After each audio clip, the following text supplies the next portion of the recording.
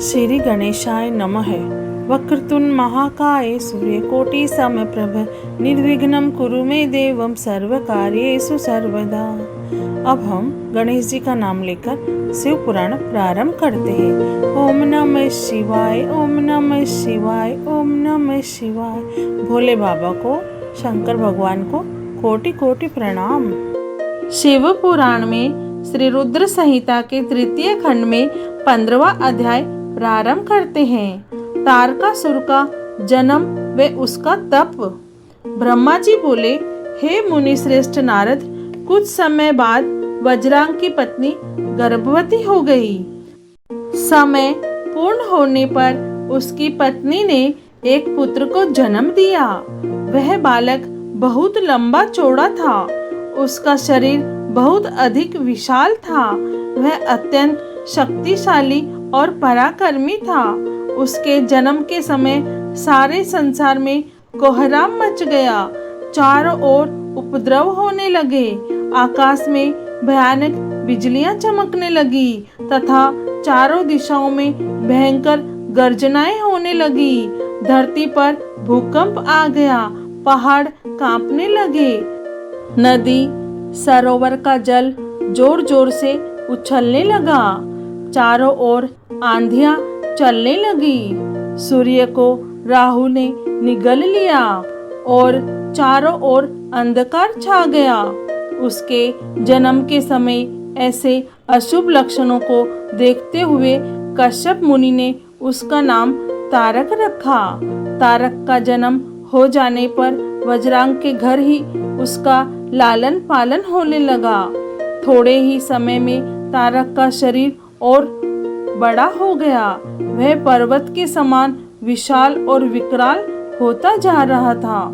कुछ समय पश्चात तारक ने अपने माता पिता वज्रांग से तपस्या करने की आज्ञा मांगी।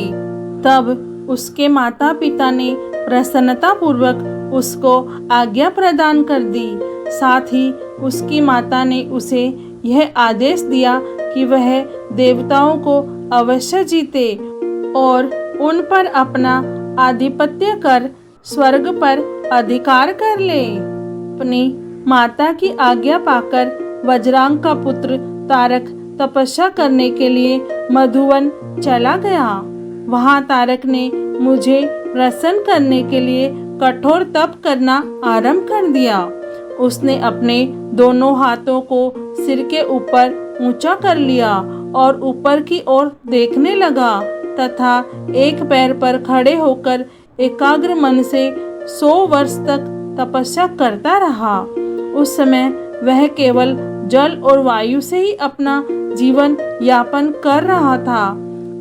तत्पश्चात उसने 100 वर्ष जल में, 100 वर्ष थल में, 100 वर्ष अग्नि में रहकर कठिन तप करके मुझे प्रसन्न करने का प्रयत्न किया।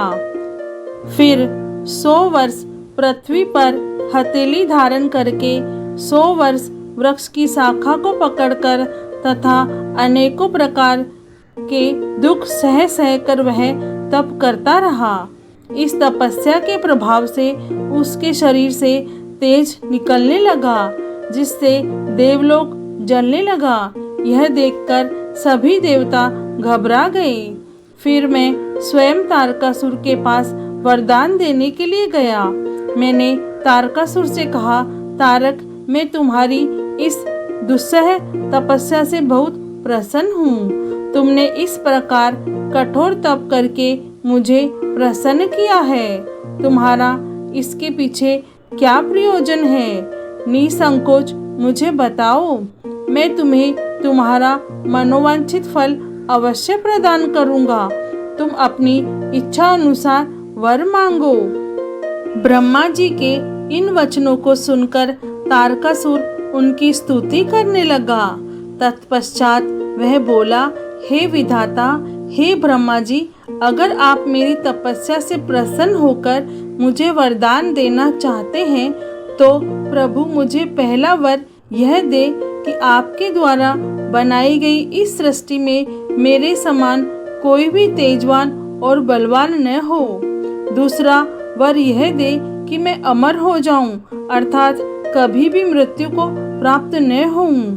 तब मैंने कहा, इस संसार में कोई भी अमर नहीं है, इसलिए तुम इच्छानुसार मृत्यु का वर मांगो। तारक ने अहंकार भरी विनम्रता से निवेदन किया, भगवान, मेरी मृत्यु भगवान शंकर के वीर्य से उत्पन्न बालक के चलाए हुए शस्त्र से ही हो और कोई मेरा वध न कर पाए। मैंने तारक को उसके मांगे हुए वर प्रदान कर दिए तथा अपने लोक में लौट आया। वर पाकर तारक बहुत खुश था। वह भी वर प्राप्ति का समाचार देने के लिए अपने घर को चला गया। दैत्य के गुरु शुक्राचार्य ने तारक को असुरों का राजा बना दिया। अब तारकासुर नाम से प्रसिद्ध हो गया।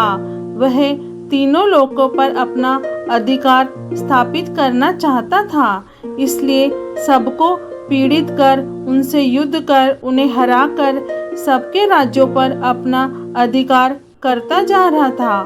स्वर्ग के राजा इंद्र ने भी डरकर अपना वाहन ऐरावत हाथी, अपना खजाना और 9 सफेद रंग के घोड़े उसे दे दिए। ऋषियों ने डर के मारे कामधेनु गाय तारकासुर को दे दी। इस प्रकार अन्य देवताओं ने भी अपनी अपनी प्रिय वस्तुएं तारकासुर को अर्पित कर दी। अन्य लोगों के पास जो भी उत्तम उत्तम वस्तुएं थी, उन्हें भी दैत्यराज तारक ने अपने अधिकार में कर लिया। इतना ही नहीं, समुद्रों ने भी भयभीत होकर अपने अंदर छिपे सभी अमूल्य रत्न निकालकर तारकासुर को सौंप दिए। तारकासुर के भय से पूरा जगत कांपने लगा। उसका आतंक दिनों दिन बढ़ता ही जा रहा था। पृथ्वी, सूर्य, चंद्रमा, वायु, अग्नि सभी तारकासुर के डर के कारण अपने सभी कार्य सुचारू रूप से कर रहे थे। दैत्यराज तारकासुर ने देवताओं और पितरों के भागों पर भी अपना अधिकार जमा लिया था। उसने स्वर्ग के सभी देवताओं को वहां से निष्कासित कर दिया, जो अपनी प्राण रक्षा के लिए इधर उधर भटक रहे थे। शिव पुराण में श्री रुद्र संहिता के 3 खंड में 15वां अध्याय पूर्ण हुआ। ओम नमः शिवाय, ओम नमः शिवाय, ओम नमः शिवाय।